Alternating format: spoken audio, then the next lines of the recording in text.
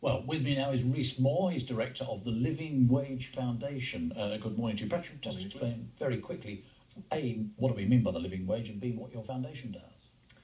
The living wage is an hourly rate of pay, just like the national minimum wage, but it's actually calculated every year according to the real cost of living. So it's designed to enable workers to provide for themselves, provide for their families. And the foundation? You're pushing the idea that everybody should be at least on that. Yeah, so we work with employers to encourage them to sign up to the living wage. It's a voluntary measure, and we have now 430 employers, up from 70 this time last year, who have signed up and paid their lowest rate of pay to the living wage. Now, any idea, apart from those businesses right across the country, how many people perhaps are below the living wage? What sort of proportion of the workforce? What sort of a problem is it? Yes, well, the problem is getting bigger. We've got some new research this morning from our partners at KPMG and at Save the Children that shows that the number of workers who are doing the right thing, working full-time, but not earning enough to provide for their families is going up. So it's now at 5.2 million.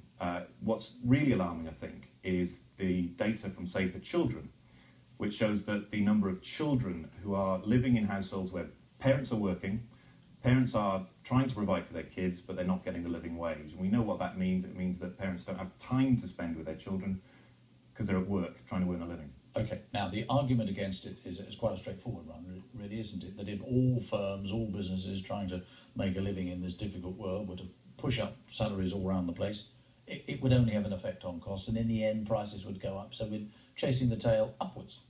Well, the key thing to say about the living wage is that it is a voluntary measure. So we have a legal floor, which is the national minimum wage, and that's a vital bit of infrastructure.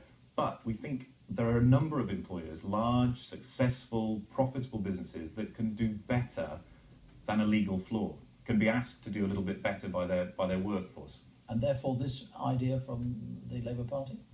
Well, it's certainly timely, given the scale of the problem is increasing. And we absolutely welcome these ideas. How do you encourage employers to do the right thing? I think what it picks up on is the fact that employers who are paying less than the living wage are effectively being subsidised by the taxpayer, because their workers who are on less than that, their wages are being topped up by tax credits and the like. So there's a saving to the Treasury from employers who pay the living wage.